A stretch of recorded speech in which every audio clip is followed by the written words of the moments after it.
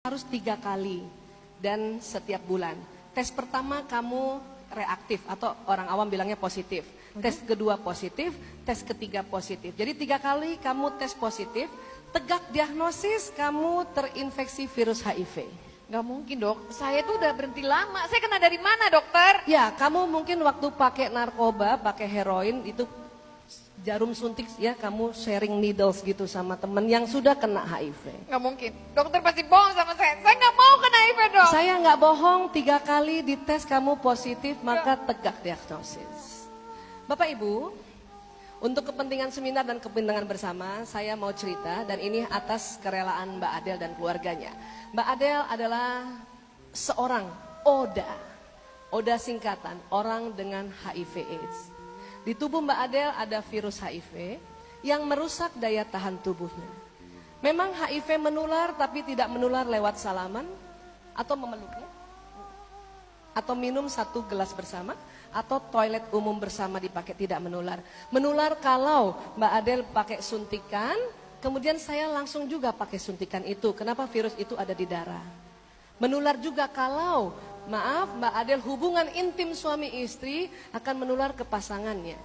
Dan menular juga kalau Mbak Adel hamil dan kemudian lahir anaknya lewat jalan persalinan normal. Dan terkadang saya sering khawatir pada teman-teman bidan kalau membantu seorang wanita hamil dan dia tidak cerita bahwa dia HIV, maka kasihan teman-teman bidan akan bisa terinfeksi. Makanya orang perempuan HIV yang dinyatakan positif diminta untuk melahirkan secara operasi sesar agar dokter-dokter sudah siap. Baju berlapis-lapis, handscoon berlapis, ya, sarung tangan, pakai kacamata yang selebar ini sehingga waktu menolongnya tidak terciprat darah. Mbak Adel punya anak? Punya. Baik, Bapak Ibu, apa yang ditakutkan oleh Mbak Adel? Takut pada satu saat masuk AIDS. Ya, apa sih yang terjadi pada orang virus HIV? Saya kalau jalan sama Mbak Adel, kemudian ada orang sakit mata, maka Mbak Adel yang duluan tertular. Karena daya tahan tubuhnya menurun. Kalau saya jalan sama Mbak Adel, kemudian ada orang cacar air, maka dia duluan terkena dibanding saya. Itu sebetulnya virus HIV. Lama-lama ya, daya tahan tubuhnya hilang. Dan akhirnya mereka terkapar seperti ini. Maaf ya Mbak Adel ya. Dan maaf tidak langsung meninggal, 3-5 tahun terkapar seperti ini, akhirnya sering ya mengganggu aktivitasnya sendiri dan aktivitas keluarga. Itu yang dikhawatirkan. Walaupun memang ada obat antiretroviral, tapi tidak bisa menghilangkan virus itu. Hanya bisa membuat agar Mbak Adel kalau ke fase ini agak lama. Orang kalau tidak pakai antiretroviral, dari kena HIV, masuk ke sini 5 tahun, tapi kalau pakai insya Allah 30 tahun masih bisa bertahan. Doakan Bapak Ibu ya. Di Indonesia banyak sekali orang yang seperti Mbak Adel. Mbak Adel? Ya.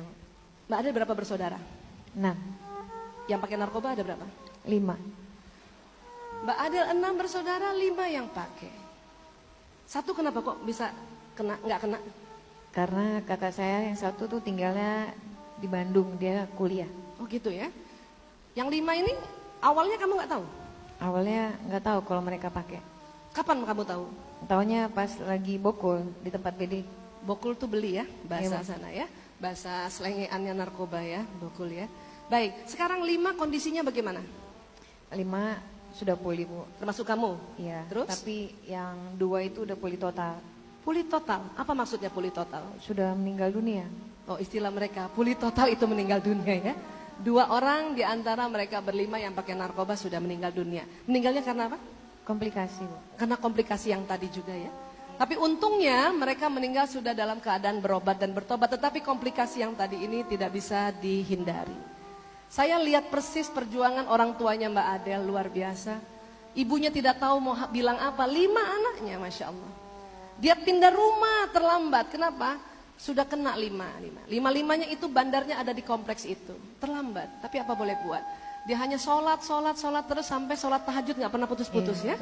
Akhirnya terselamatkan 5 tapi 2 tidak bisa terselamatkan karena komplikasi.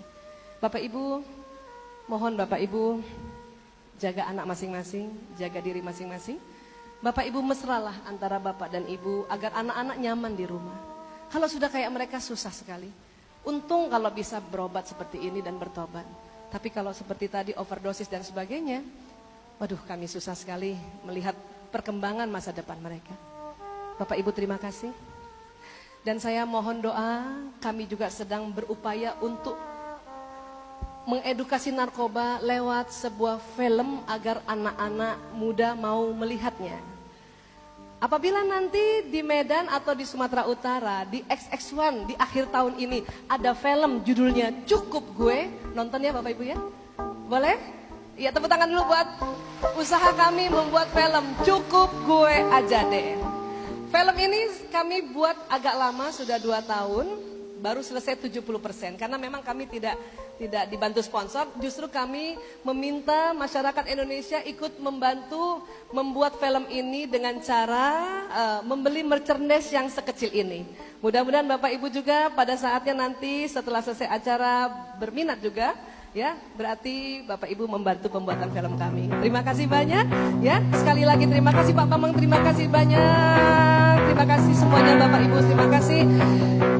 Bayangkan orang tua mereka saja dengan kekuatan doa dan cintanya bisa bangkit, apalagi Bapak Ibu yang anaknya masih baik.